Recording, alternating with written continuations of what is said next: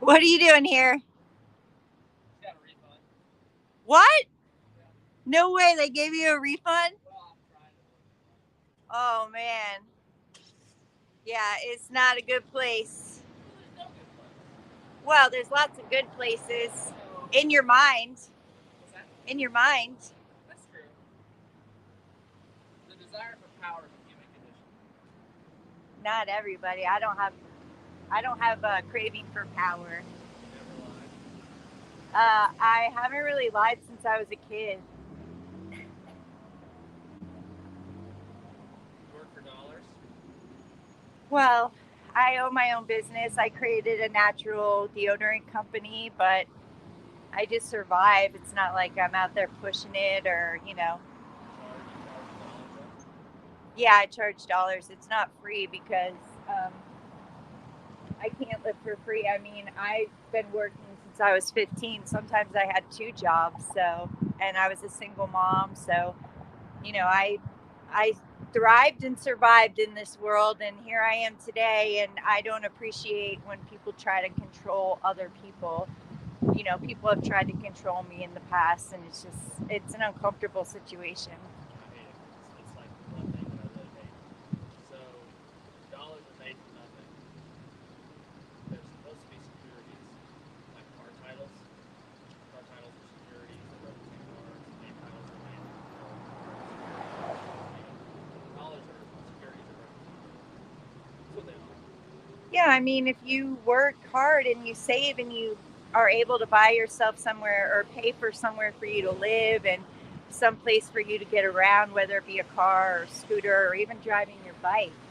But what I don't like is when you have to pay for services that you can get for free in other places. You can go to a local community high school or college and get a free communication course. You can, go to a library and get a free book on communication and like bonding with your family and these things that can bring you to the person that you are. You don't really have to pay thousands of dollars to somebody who's just spending that money going on like boats and trips and Yeah, the thing is, it's not money. So let's imagine that I'm a bank. it Okay, is money. I mean, people are it's not. giving up their mortgages, It's their not money. It's fraud. It's counterfeit. It's like us trading car titles with each other, but there to be no cars. But we can. But it's much easier to make a title for a car than to make the car itself.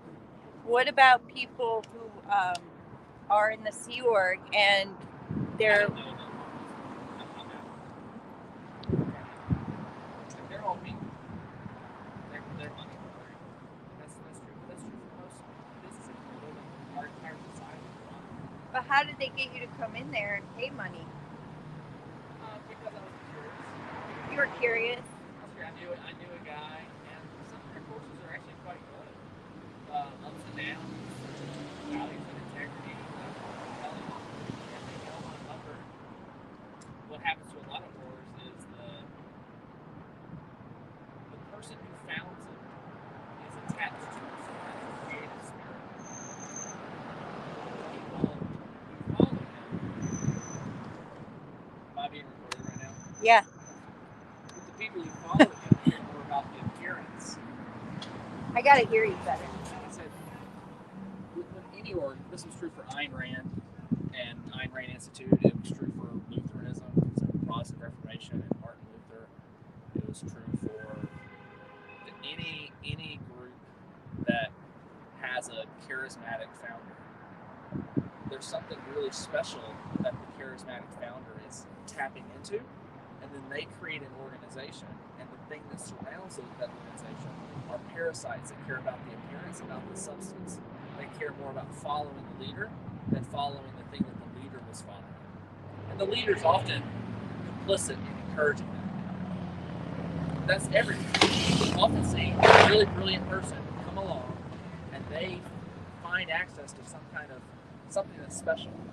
And then everybody that comes up around them winds up caring more about like the way you wear your clothes or how you say this. And there it's following the process set up by L. Ron Hubbard instead of becoming like L. Ron Hubbard. And there's this like false humility among people of all these different types of organizations, whether it be Scientology Hey, cool bike.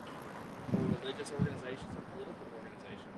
But I think even L. Ron Hubbard was sick and had mental problems and probably created this to feed his ego and have control over the people around him at that time. And then it just kind of carried on.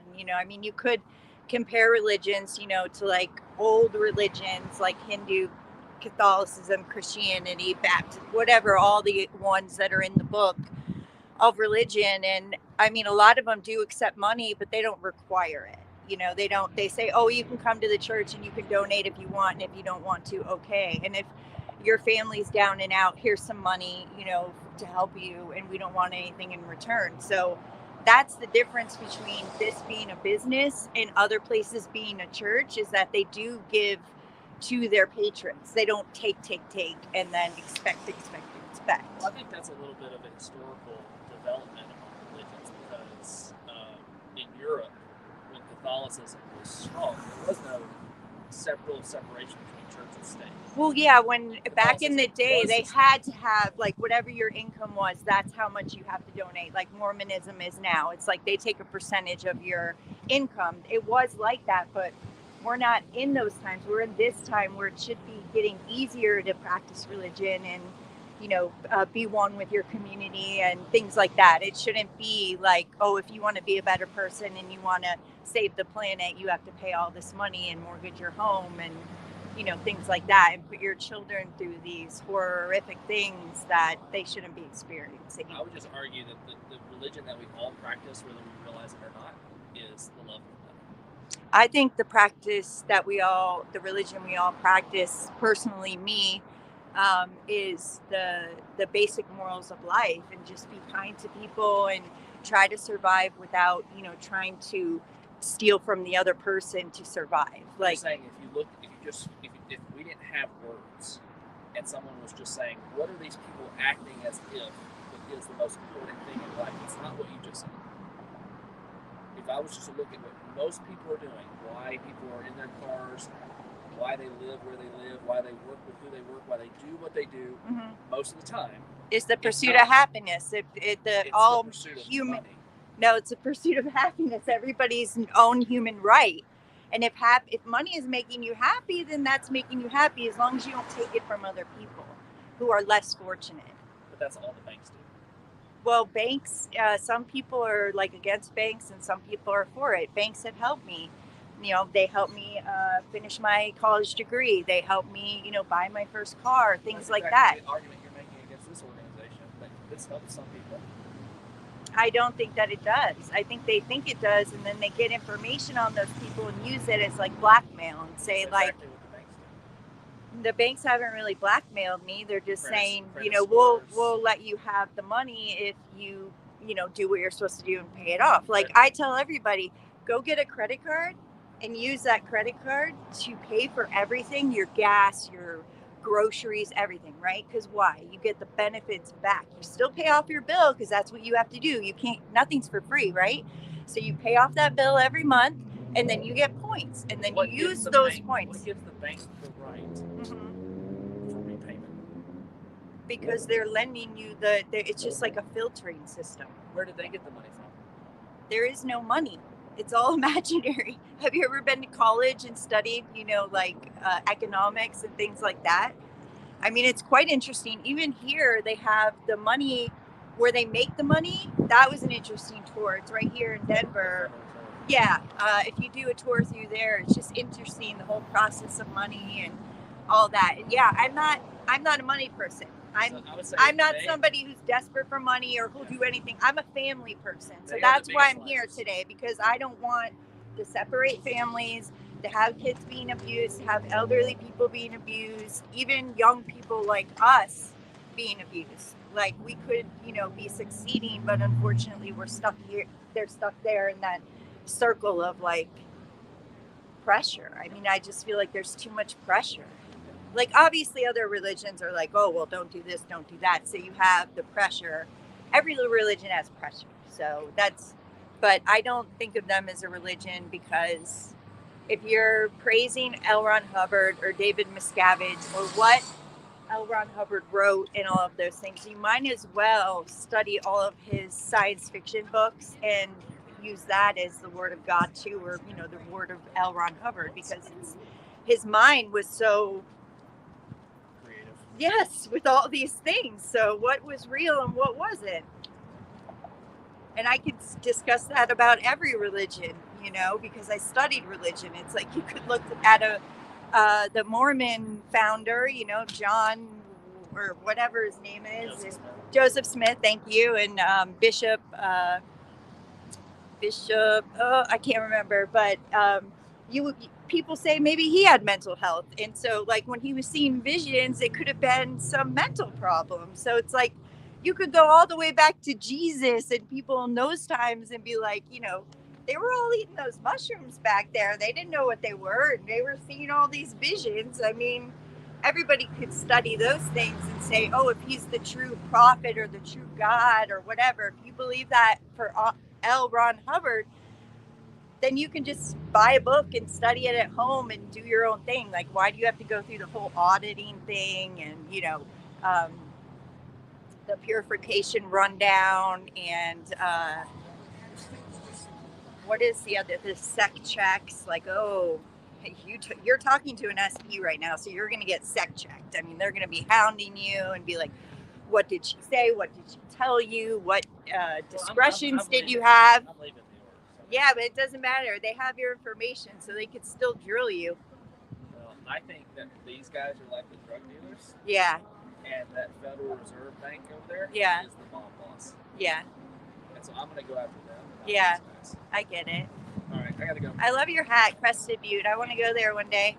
Have a good day. You're making the right decision, bro.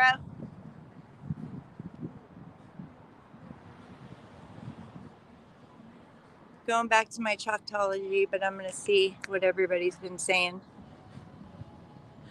Thanks, everybody, for hopping on.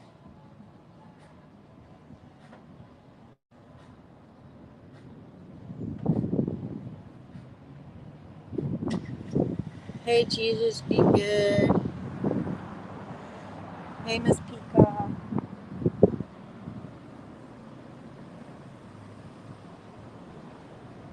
I think I need my glasses for this,